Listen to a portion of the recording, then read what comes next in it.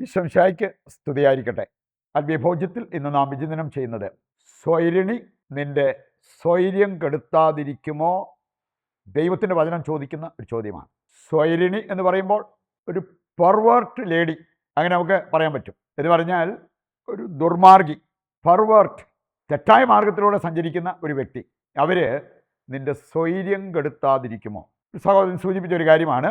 അദ്ദേഹത്തിന് വീട്ടിലൊരു സ്വൈര്യമില്ല. ഭാര്യ ഒരുപാട് പുള്ളിക്ക് അതും ഇതെല്ലാം പറഞ്ഞ് പുള്ളിയുടെ സ്വൈര്യം കൊടുക്കും. ഭാര്യ മിണ്ടാതിരിക്കുമ്പോൾ പിള്ളേർ എന്തെങ്കിലും പറഞ്ഞുകൊണ്ട് വരും. അങ്ങനെ എനിക്ക് വീട്ടിലൊരു സ്വൈര്യം ഇല്ലെന്നാണ് പറഞ്ഞത്.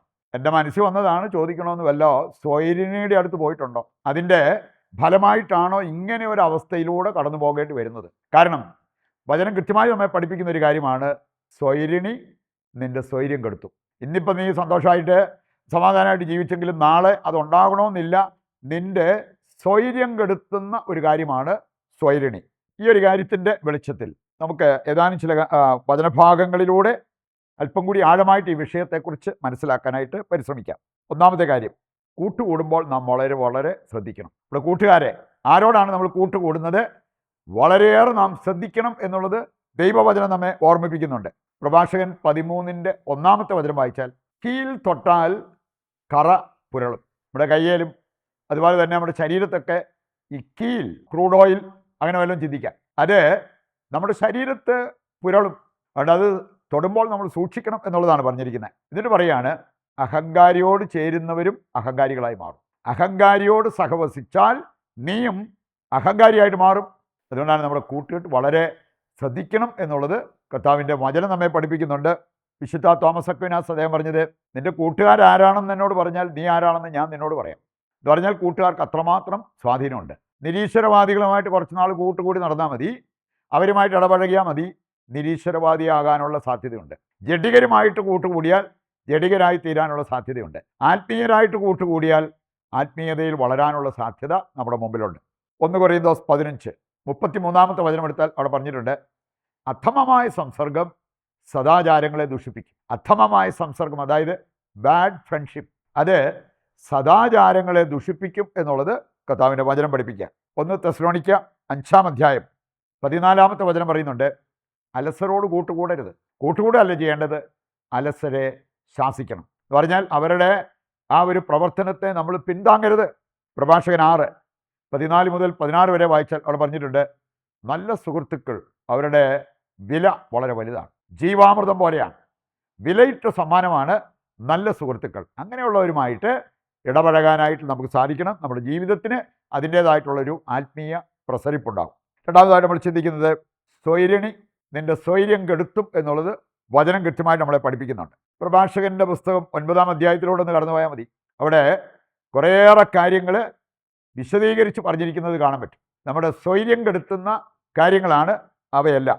പ്രഭാഷകൻ 9 ഈ അധ്യായം അതിൻ്റെ 2-ാമത്തെ വചനവും 8-ാമത്തെ വചനവും എടുത്താൽ അവിടെ പറഞ്ഞിട്ടുണ്ട്, സ്ത്രീക്ക് വഴങ്ങരുത്.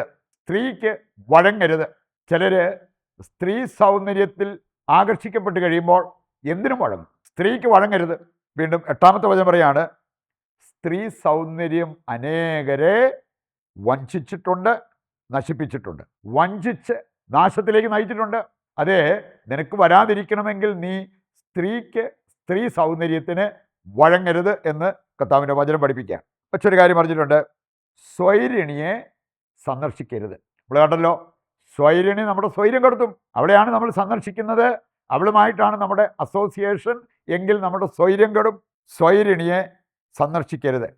സ്വൈരിണി എന്ന് പറഞ്ഞാൽ ലൂസ് വുമൺ, അങ്ങനെ ഒരു ട്രാൻസ്ലേഷൻ ഉണ്ട്. സ്ട്രേഞ്ച് വുമൺ, അങ്ങനെയും ഒരു അർത്ഥം വേണ്ടി ഞാൻ പറഞ്ഞല്ലോ. ദുർമാർഗി, ഇതെല്ലാം ഇംഗ്ലീഷിൽ പെർവേർട്ട് എന്ന് പറഞ്ഞാൽ അതിൻ്റെ അർത്ഥം ഇതൊക്കെയാണ്. സ്വൈരിണിയെ സന്ദർശിക്കരുത്, അവൾ നിന്റെ സ്വൈര്യം കെടുത്തും. മറ്റൊരു കാര്യം പറഞ്ഞിട്ടുണ്ട്, 4-ാമത്തെ വചനം, അഴിഞ്ഞാട്ടക്കാരിയോട് അടുക്കരുത്. അഴിഞ്ഞാട്ടക്കാരി, ചില കാണുമ്പോൾ അവരുടെ പെരുമാറ്റം കാണുമ്പോൾ നമുക്കറിയാം അഴിഞ്ഞാട്ടം, അങ്ങനെയുള്ളവരോട് അടുക്കരുത്. 5-ാമത്തെ വചനം പറയാണ്, കന്യകയുടെ മേൽ കണ്ണുവയ്ക്കരുത്. ചിലർക്ക് അങ്ങനെ ഒരു ബലഹീനതയുണ്ട്. കന്യകയുടെ മേൽ കണ്ണുവയ്ക്കുക. അങ്ങനെയുള്ളവരെ കണ്ടു കഴിഞ്ഞാൽ അവരിൽ നിന്ന് കണ്ണു പറിക്കാൻ പറ്റത്തില്ല. നീ ഇവിടെ പറഞ്ഞിരിക്കുകയാണ്, നീ കാലിടറി വീഴും. ഈ നിർദ്ദേശം നീ പാലിക്കാതിരുന്നാൽ നീ കാലിടറി വീഴും. മറ്റൊരു കാര്യം പറഞ്ഞിട്ടുണ്ട്, കുലടയ്ക്ക് അടിമയാകരുത്. കുലട എന്ന് പറഞ്ഞാൽ പ്രോസ്റ്റിറ്റ്യൂട്ട്, വേശ്യ. അടിമയാകരുത്. അടിമയായാൽ നിനക്കുള്ളതെല്ലാം നഷ്ടമാകും. പ്രഭാഷകൻ 41:20 കൂടി എടുക്കുകയാണെങ്കിൽ അവിടെ പറഞ്ഞിരിക്കുന്നത്, കുലടയെ അഭിലാഷത്തോടെ നോക്കാൻ നീ ലജ്ജിക്കണം. ഇത് ഒരു നല്ല കാര്യമല്ല, നമ്മളെ ലജ്ജയിലേക്ക്, അപമാനത്തിലേക്ക്, നാശത്തിലേക്ക് നയിക്കും. നിനക്കുള്ളതെല്ലാം നഷ്ടപ്പെടാൻ ഈ ഒരു ഒറ്റക്കാര്യം മതി എന്നാണ് വചനം ഓർമ്മിപ്പിക്കുക. മറ്റൊന്ന് പറയുന്നുണ്ട്, രൂപവതിയിൽ കണ്ണ് പതിക്കരുത്. രൂപവതി എന്ന് പറഞ്ഞത് ഗുഡ് ലുക്കിംഗ് വുമൺ, കാണാൻ സൗന്ദര്യമുള്ളവര്. രൂപവതിയിൽ കണ്ണ് പതിക്കരുത്. മറ്റൊരു കാര്യം കൂടെ പറഞ്ഞിട്ടുണ്ട്, അന്യൻ്റെ ഭാര്യയോടൊത്ത് വീഞ്ഞു കുടിച്ചു മതിക്കരുത്, നീ നാശത്തിലേക്ക് തെന്നി വീഴും. നിങ്ങൾ ആ പ്രഭാഷകൻ 9-ാം അധ്യായം സമയം കിട്ടുമെന്ന് വായിച്ചാൽ മതി. ഈ കാര്യങ്ങളെല്ലാം അവിടെ വ്യക്തതയോടെ പറഞ്ഞിരിക്കുന്നത് നമുക്ക് കാണാൻ പറ്റും. അവസാനമായിട്ട് നമ്മൾ കാണാൻ പോകുന്നൊരു കാര്യം, സ്വൈര്യം പകരുന്ന ചില കാര്യങ്ങളുണ്ട്. സ്വൈര്യം കവരുന്ന കാര്യങ്ങളെക്കുറിച്ചാണ് നമ്മളിപ്പോൾ കണ്ടത്. ഇനി സ്വൈര്യം പകരുന്ന കാര്യങ്ങളുണ്ട്, അതിലായിരിക്കണം നമ്മുടെ ശ്രദ്ധ. സങ്കീർത്തനം 3:5 സങ്കീർത്തനം പറയുന്ന ഒരു കാര്യമുണ്ട്, ഞാൻ ശാന്തമായി കിടന്നുറങ്ങും, ഉണർവോടെ ഞാൻ എഴുന്നേൽക്കും, കാരണം ഞാൻ കർത്താവിൻ്റെ കരങ്ങളിലാണ്. ദൈവത്തിൽ സുരക്ഷിതത്വം കണ്ടെത്തിയവർക്ക് സ്വൈര്യമുണ്ടാകും. അതുപോലെ തന്നെ സങ്കീർത്തനം 112:7 വായിച്ചാൽ, ഞാൻ കർത്താവിൽ ആശ്രയിക്കുന്ന വ്യക്തിയായതുകൊണ്ട് എന്ത് കേട്ടാലും, ദുർവാർത്ത കേട്ടാലും ഞാൻ കുലുങ്ങത്തില്ല എന്ന് സങ്കീർത്തകൻ വിളിച്ച് പറയുന്നത് കാണാൻ പറ്റും. യെശയ്യാ 48:18 അവിടെ പറഞ്ഞിരിക്കുന്നത്, കർത്താവിൻ്റെ കൽപ്പനകൾ ശ്രദ്ധാപൂർവ്വം നീ പാലിക്കുന്നെങ്കിൽ നിന്റെ സമാധാനം നദി പോലെ ഒഴുകും, നിനക്ക് സ്വസ്ഥതയും സ്വൈര്യവും ഉണ്ടാവും.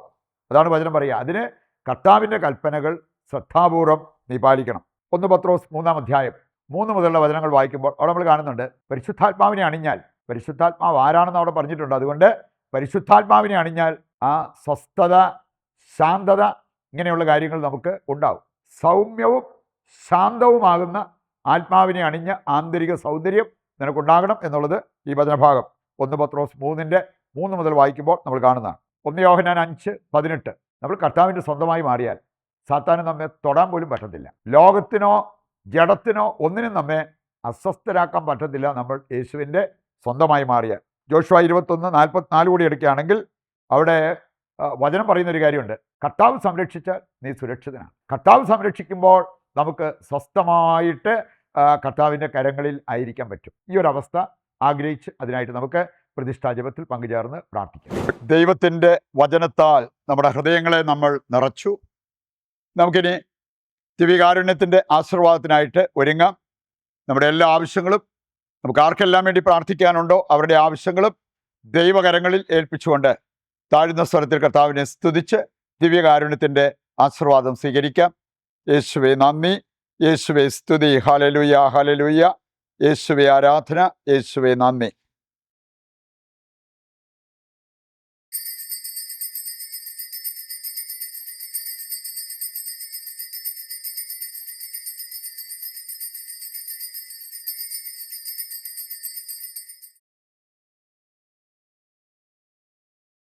പരിശുദ്ധ പരമ ദിവ്യകാരുണ്യത്തിന് എന്നേരവും ആരാധനയും സ്തുതിയും പുകഴ്ചയും ഉണ്ടായിരിക്കട്ടെ. മറ്റൊരു എപ്പിസോഡുമായി നാളെ വീണ്ടും നമുക്ക് ഒന്നിക്കാം. ദൈവം നിങ്ങളെ സമൃദ്ധമായി അനുഗ്രഹിക്കട്ടെ.